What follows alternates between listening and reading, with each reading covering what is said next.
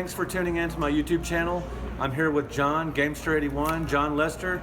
You probably know him on YouTube. You've probably seen him, maybe if you go to a lot of video game shows, you've probably seen him hanging out, talking about Collector Vision, talking about his YouTube channel. Just want to have a few questions for John today.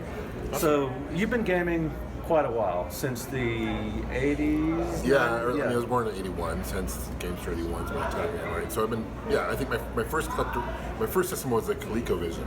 That was your very first system that you owned? That I owned, that I remember playing. Right. And I was playing Smurfs as the very first memory I have. Smurf Rescue in Gargamel's Castle, right, great game. Right. Very fun. And you were roughly how old? 3, 4. Wow. Yeah. So you were starting almost from day one. Yeah, I was still in my diapers probably when I started playing games, so still am in my diapers, I don't know. Just joking.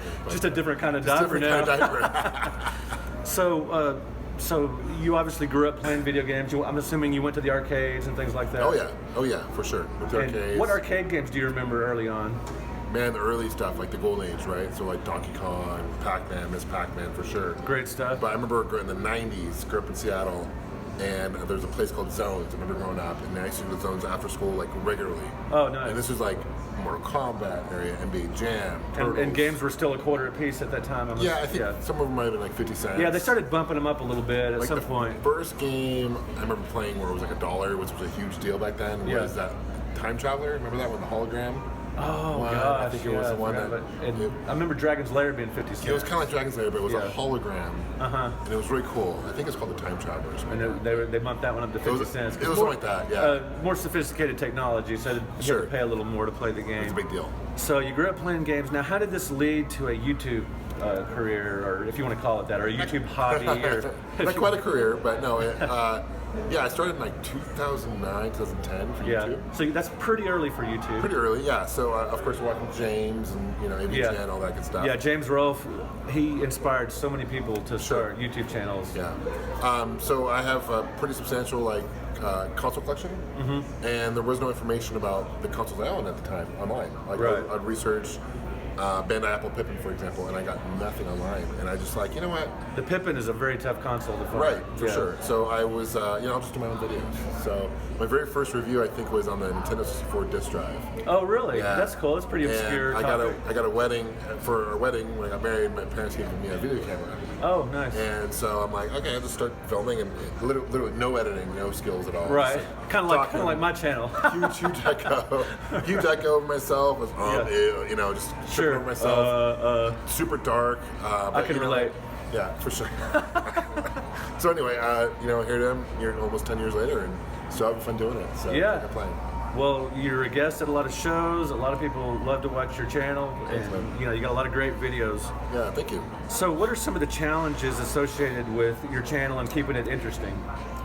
Well, I think just managing my time. I'm so busy. I have a day job. I have a family. Right. I own Game On Expo. Game On Expo. Yeah, great video game convention in Phoenix. I've done it. It's excellent. Thank you. I'm going to use that as a quote now on our banners. Go for it. And he didn't even pay me. Weiss, and great, excellent show. No, so I've been doing that for 5 years. Takes a lot of my time, and then of course part owner of Collector Vision Games. So that's eating a lot of my time too. But I just try to do videos when I can. Yeah, right. I don't stress about it. When I have fun, relax, and do what I want to do. I could post videos every day if I wanted to. Probably grow my channel, but then you would neglect your kids. It's true. Right. For sure. Priorities. Well, you've got your priorities straight for sure. Yeah. So speaking of Collector Vision, this is an independent game company that produces, they're not really homebrews because it's an actual company, but you euphemistically call them homebrews because they're independent games for old consoles and for new ones like the Nintendo Switch. Sure. Talk about the Nintendo Switch game coming up. Super excited. If there's one game I'm probably most excited about that we're working on in the pipeline, it would be City Hunter: The Curse of the Mayan. This game we've been working on for 5 years. It started off as like a Montezuma's Revenge clone, actually. And great game I played it on the Master System. So most people, ColecoVision. I think most companies, and especially when you're making a movie or writing a book or whatever, you come up with the story first, and kind of what you're going to write about, or what your script's going to be, and what your game's going to be. That wasn't the case with this game. So we played Montezuma's Revenge, we kind of did a clone, and then we just threw in ideas as they came. So it sort of evolved into its own game. Into its own game, into what it is, and I'm super proud of how it evolved. But skip 5 years later down the road.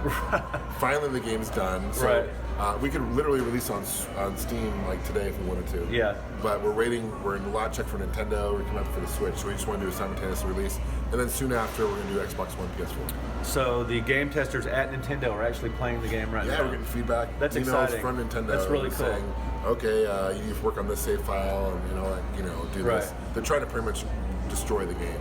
Oh right, yeah. Try to find any glitches or bugs or anything. Glitches and bugs, but it's pretty solid at this point. So. Excellent. Okay, we're going to wrap it up with what I like to ask everybody. What is your all-time favorite game? Do you even have an all-time favorite game? It's like, what's your favorite child? Yeah, right, exactly. I'd say Mario 3 is definitely up there. Super Mario Bros. 3 for the NES, phenomenal game. One of my favorite games in the Mario series. Playing, going to the Wizard movie, of course, in the movie theater, and seeing it for the first time and being blown away at the graphics. Right. The Wizard was basically a commercial for Super Mario Bros. 3, and it worked on a lot of people. And it kind of led up to the Nintendo World Championships. Yeah, that was kind of exactly, the blockbuster tournaments. Yeah, for sure. So that's super fun memories. But I just love Mario 3. I mean, it's so iconic, obviously, but it really set the stage for how future Mario games would go. I think. Absolutely, the mapping and all that good stuff. Right, so great game. And then Super Mario World came for the SNES came out after that. Yeah, for sure. Excellent stuff. Other games I really am fond of, like arcade-wise, like Star Wars Atari. Star Wars, yeah. That's a great one. That's the vector graphics game. Yeah. I like F-Zero. F-Zero's excellent. Amazing game. Final Fantasy 2 for the Super Nintendo. Yeah, that's a lot of people's favorite in that series. Yeah. A lot of people say 7. 7's great. Yeah, people 7's I'm a 2 guy. So, right. Which is what, technically like 4 or 5 in Japan. Something like that. I don't. Since I wrote the SNES Omnibus, so I should have this memorized. but it's but yeah, I know what you're talking about. Yeah. All right. Well, that about wraps it up. We've been at Corgs, a gaming convention in Columbus, Ohio. We've been having a great time, so we just thought it'd take a few minutes to do this interview before John. We need to get this guy to bed. A little tired, but now hopefully my bald head isn't reflecting off the fire, blinding you guys, because I know I probably got a nice little shine going on here. But, well, it's been a lot of fun. The show was great. Yeah, man, I appreciate the interview. Yeah. And, thanks to Gary and the crew for inviting us out here. I absolutely really appreciate it. It's been great a phenomenal show. Yeah. Corgs, put a link below, hopefully too. Yeah, I'll put it when I download video. When I put it up, I will definitely put a link to Corgs. Next year they'll be doing this again because it's been several years in a row running now. And it gets bigger every year. Corgs, like Columbus, Ohio Retro Gamer Society or something like that. So yeah, it's a great show and had a great time. Awesome. Signing out. Peace Game out, on, guys. Peace. Thanks for watching.